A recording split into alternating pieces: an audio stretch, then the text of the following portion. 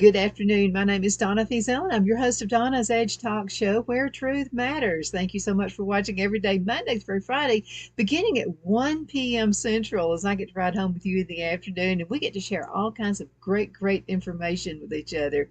You can send an email to donna@donnasedge.com, and I do read every one of them. So please send if you have any suggestions. You want me to do a little research, I'll be glad to do that for you as well.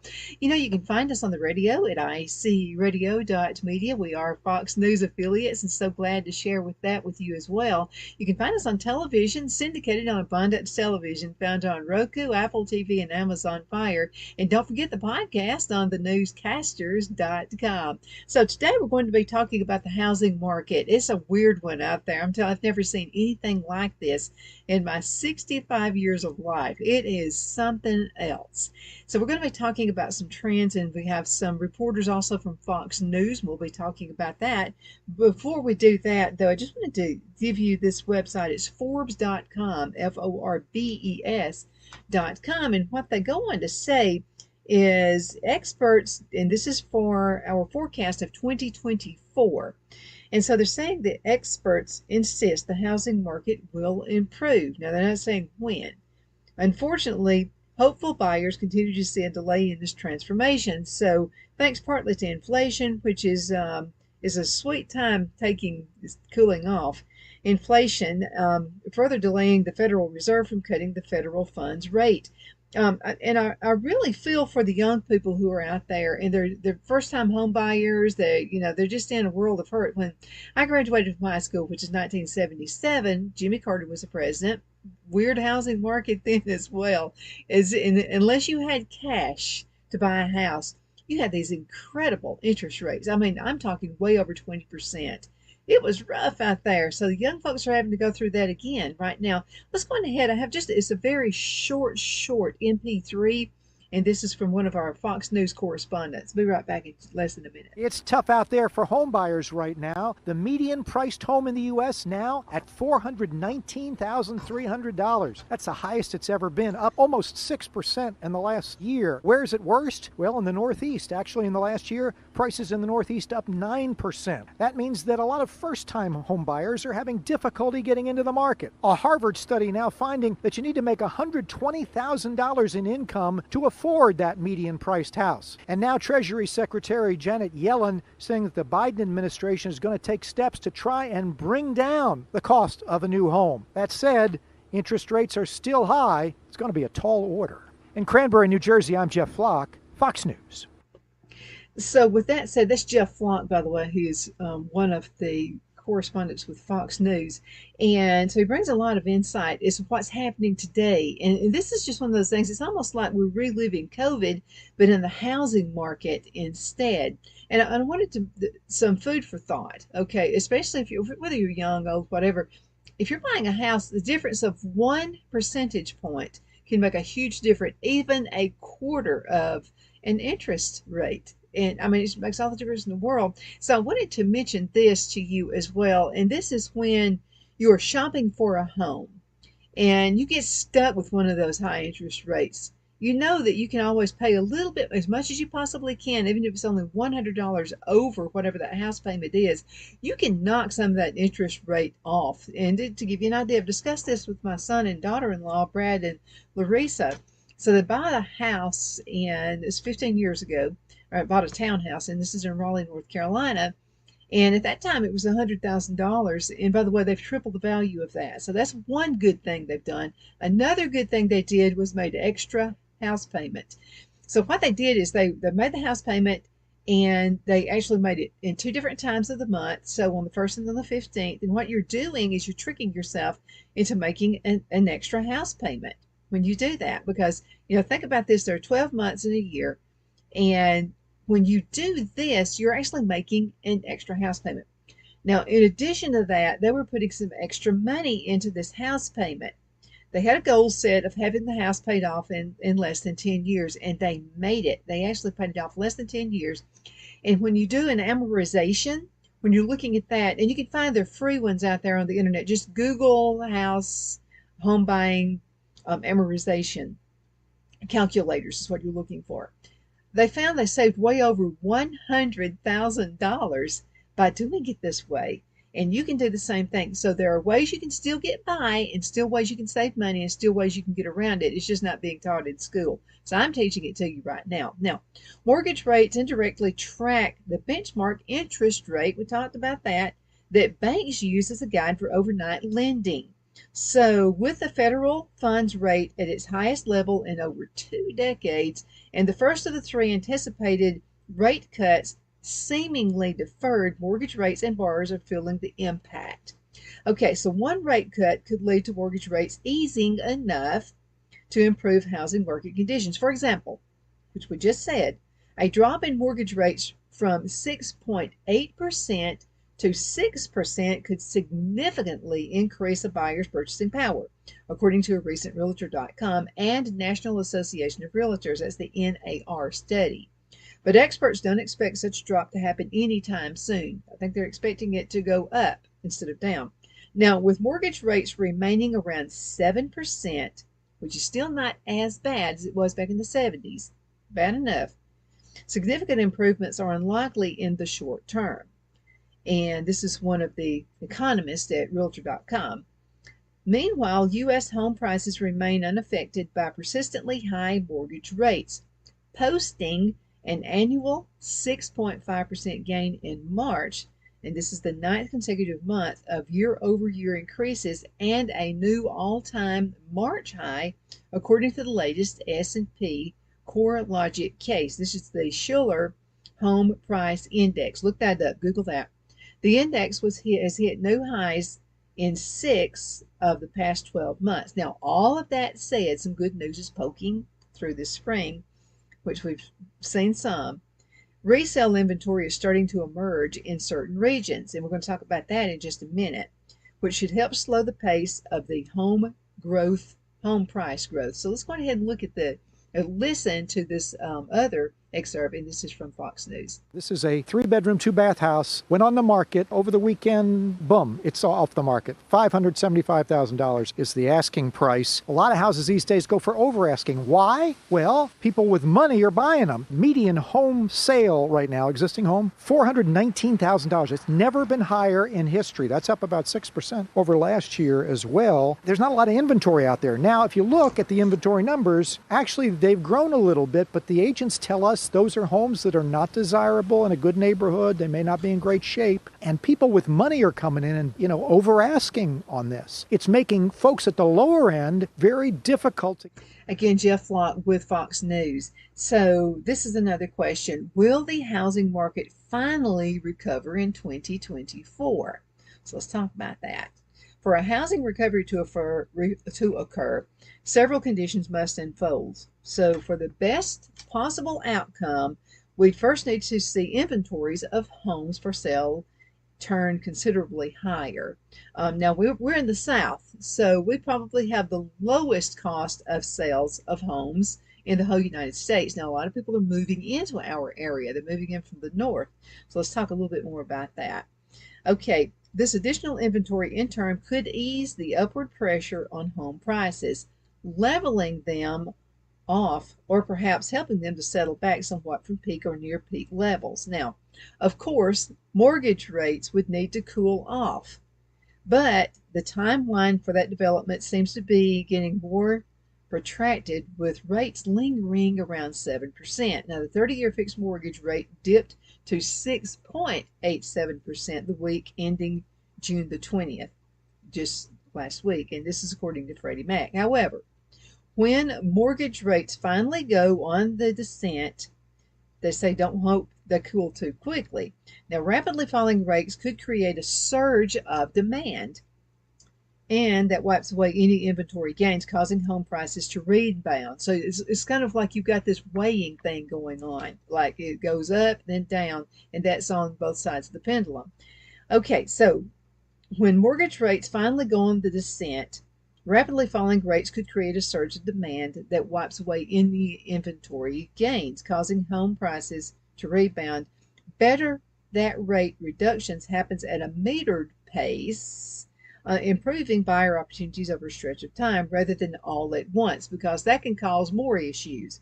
He added that mortgage rates returning to a more normal, if you want to call that a normal, upper 4% to lower 5% range could also help the housing market over time return to the 2014-2019 levels. However, they do predict it could be a while before we can return to those rates. Now, NAR settlement rocks the residential real estate industry.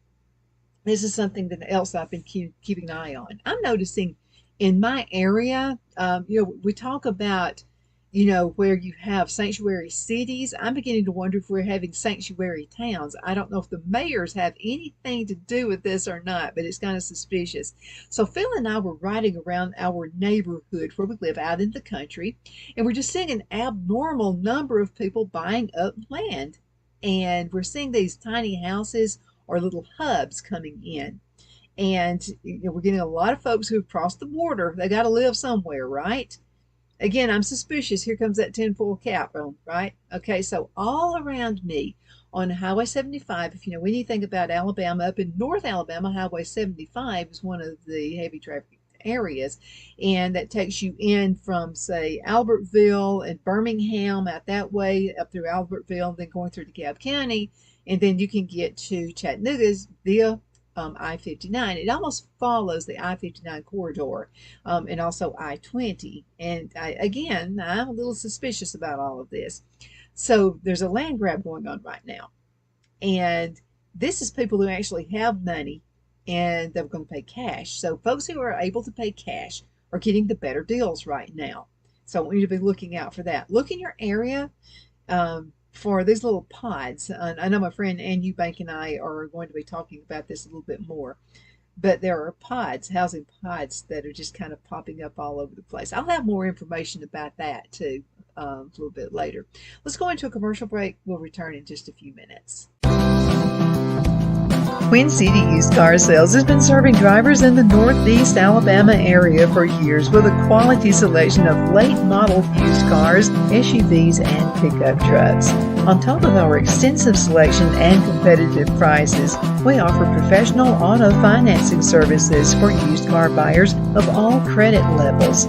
Whether you've just begun your search or you're ready to secure your next vehicle, at Twin City Used Car Sales, you will drive away with the vehicle of your dreams. The sales and finance staff at Twin City Used Car Sales looks forward to serving you, and you can apply for financing online before your visit to our used dealership in Gadsden, Alabama. Check us out on the web at twincityusedcars.com or go by our location at 901 First Avenue, Gadsden, Alabama. We sincerely look forward to serving you.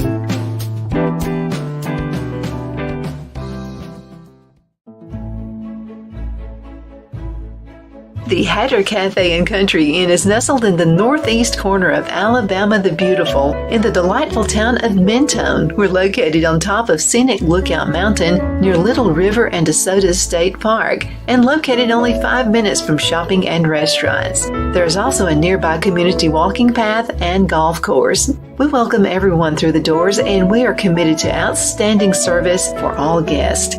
At the Hatter Cafe and Country Inn, we invite people from all walks of life to come and get away from it all, enjoy the open spaces, treetop views, fresh, clean air, and experience Southern hospitality at its finest.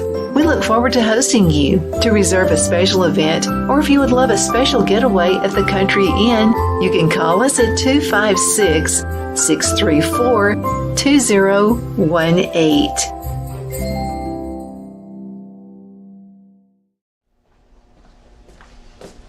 Are you ready? We all wonder what tomorrow will bring, but the future lays itself at the feet of the prepared and surrenders to the will of the persistent. It's not easy, but today shapes you so you can shape tomorrow. With Northeast Alabama Community College, when the future asks if you're ready, you can answer yes.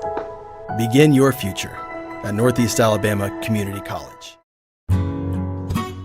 The only place I buy my beef is Lone Tree Ranch in Collinsville, Alabama. Their cattle is born and raised on their ranch, grass and grain fed, and you can feel confident when you serve your family and friends because their beef is all natural and no antibiotics or hormones are added.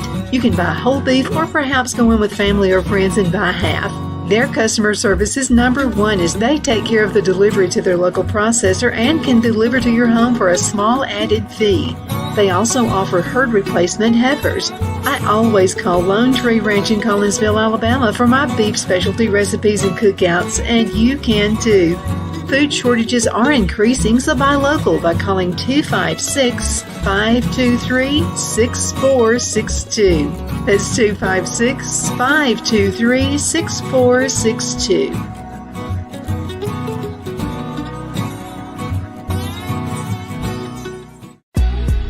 Donna's Designs offers a line of handmade memorial, wedding, and keepsake jewelry that launched back in 1970. I'm a self-trained jewelry designer, and I will work closely with you to create unique designs you can love and treasure for years to come. Whether that be flowers that were used in a funeral arrangement or stones you found on the beach at a memorable trip, call me at 256-659-4319, and let's think of the possibilities.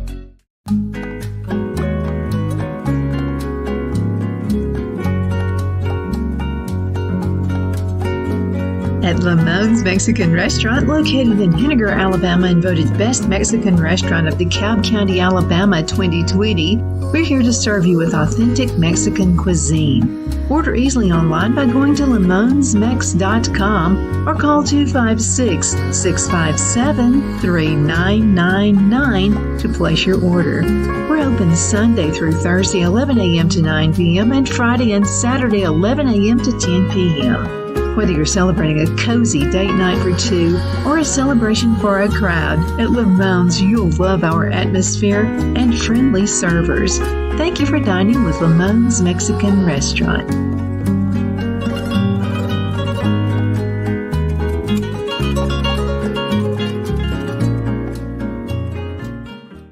We're back from the commercial break. Thank you so much for watching. My name is Donna, and I am your host of Donna's Edge Talk Show, where truth matters. And we're getting that out there for you right now. We're talking about the housing margin, and it's weird. I mean, I've just never seen anything like this. Cash is king right now. If you've got cash, go ahead and start buying, even though you're going to be paying more than you were a few years ago. When Donald Trump was president. Okay, so let's talk about the NAR settlement and how that rocks the residential real estate industry. So following years of litigation, the NAR has agreed to pay $418 million to settle a series of high-profile antitrust lawsuits filed in 2019 on behalf of home sellers. Now, a federal judge granted preliminary approval for the settlement in April. These plaintiffs claimed that the leading National Trade Association for Real Estate Brokers and Agents conspired to require home sellers to pay the broker representing the buyer of their homes in violation of federal antitrust law. Now, though a final approval hearing is not scheduled until November, required practice charges laid out in the argument will go into effect beginning August the 17th, according to the NAR press release. The settlement, and you need to look this up, Google it, NAR, okay? You'll see plenty of information out there worth reading. The settlement requires NAR to enact new rules, including prohibiting offers of broker compensation on multiple listing services, like MLS. The private database that allow local real estate brokers to publish and share information about residential property listing. Moreover, sellers will no longer be responsible for paying buyer broker commissions, upending an accepted practice that has been in place for years. And real estate agents participating in the MLS must establish written representation agreements with buyers. NAR denies, of course, any wrongdoing and then maintains that its current policies benefit buyers and sellers. Now, the organization believes it's not liable for seller claims related to broker commissions, stating that it has never set commissions and that commissions have always been negotiable. If you sold a home in the past 10 years, you may be eligible for a small piece of this settlement pie. So what you need to do is visit this website, realestateCommissionLitigation.com. RealestateCommissionLitigation.com. com for more information about filing a claim. I'm not sure, but attorneys, I'm pretty sure, are going to get most of it. But anyway, you can try. Now, how will the new rules impact the buying and selling process? Now, per NAR settlement terms, the costs associated with buying and selling a home are set to change dramatically. Now, the primary things that would change are the decoupling of the seller's commission and the buyer commission in the MLS, says Rita Gibbs, who is a realtor at Realty One Group Integrity in Tucson. It's going to cause some chaos, she says. While sellers will no longer be able to offer broker compensation in the MLS, there's no rule prohibiting off MLS negotiations. Because of this, Gibbs suspects buyers and sellers will continue offering broker compensation off the MLS. Now, the Department of Justice confirmed that it will permit listing brokers to display compensation details on their websites, which do anyway. However, buyer agents will need to undergo the tedious task of visiting countless broker websites to find who's offering what. It's going to turn into a war, a bidding war. You know, the gas wars back in the 1960s and 70s? I think that's what we're going to have with this. We often work with buyers for many months and sometimes years before they find exactly what they're looking for. So in a case where a seller isn't offering a co-broker commission, we will have to negotiate that the buyer pays an agreed upon commission prior to starting their search. Now, NAR changes will impact these home buyers first, so let's talk about that. Okay, Gibbs says that if sellers don't offer compensation, many buyers who can't otherwise afford to pay a broker will choose to go unrepresented.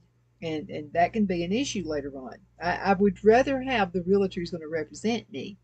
Both Gibbs notes that veterans and active duty service members taking out VA loans face a unique challenge under these new rules.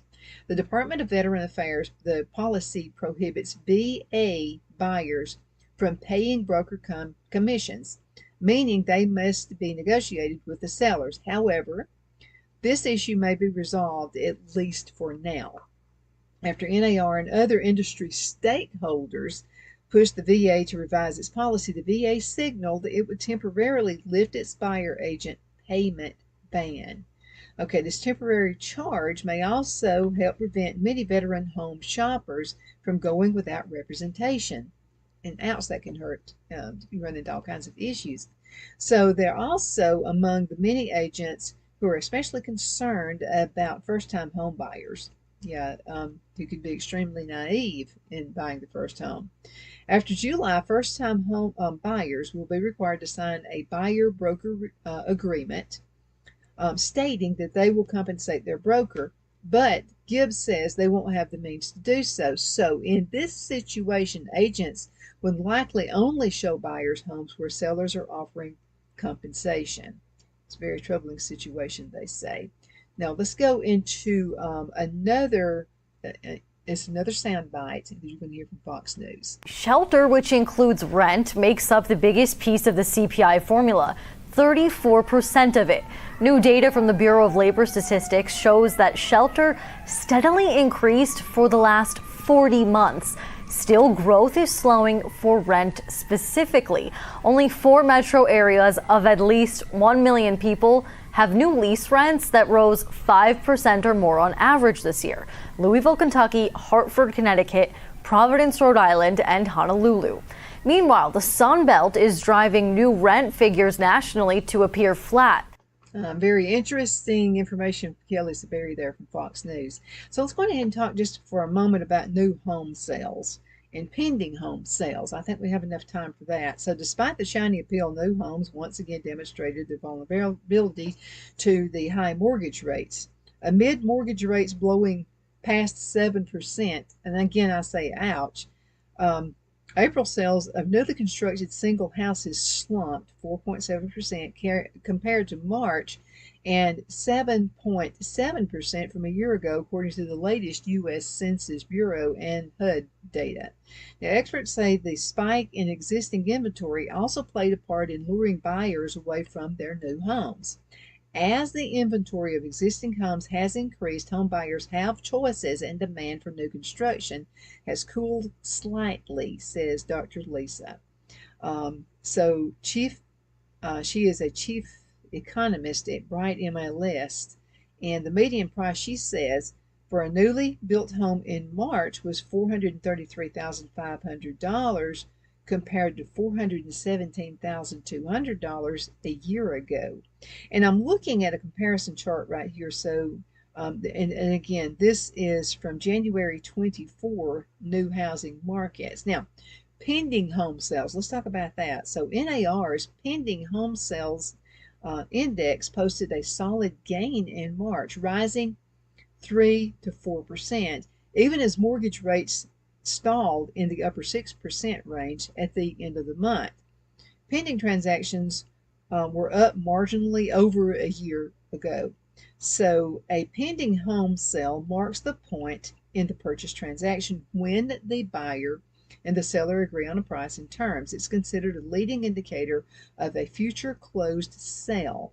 This increase marks 2 consecutive months of positive pending sales data, signaling a potential rebound in existing sales in the coming months. Okay, I'm going to also give you this website again. You really need to look at this, especially if you're either going to buy or sell a home. And this is at Forbes.com. And let's talk about surging interest rates throw cold water on spring home buying hopes. Will summer be better? So we're in summer right now. Let's talk about this real quick. So we're well into spring home buying season, but activity remains limp thanks to persistently high housing costs, keeping frustrated buyers out there on the sidelines. Now, in the week ending April the 25th, this is when mortgage rates were 7.17%. Borrowers who put down 20% on a $407,600 median price resale home with a 30-year mortgage had to shell out a monthly mortgage payment of $2,206, not including property taxes and insurance. A lot of folks add that onto the mortgage. By comparison, someone who purchased a resale home a year ago when the median price was $385,800 and the rate was 6.43% is paying $1,936 monthly, or $270 less per month. Meanwhile, newly built construction is also unaffordable for many, even with builder concessions and rate buy-downs. Over 103 million households can't afford a median price new home, according to the NAHB report, reflecting the number of households out of the market. So many hopeful home buyers finally get some relief from the summer. Will they get that relief? So even though home prices are receding in certain markets, amid a recent spurt of inventory, Mark Fleming, chief economist at First American Financial Corporation, stated in a recent report that significantly improvement in affordability is unlikely to happen very soon.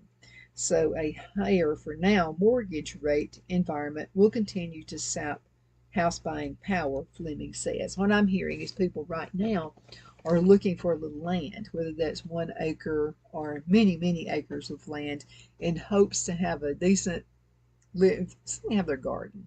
Because the prices of everything is going up. I'm seeing a lot of emails sent to me pertaining to how do you garden, how do you preserve food. So I think that's what it's all about. But I got news for you. Even if you only have half an acre, you can still have yourself a garden. My name is Donna, and I'm your host of Donna's Edge Talk Show. Thank you so much for watching. Hope you have a wonderful, wonderful rest of the day, and you take care.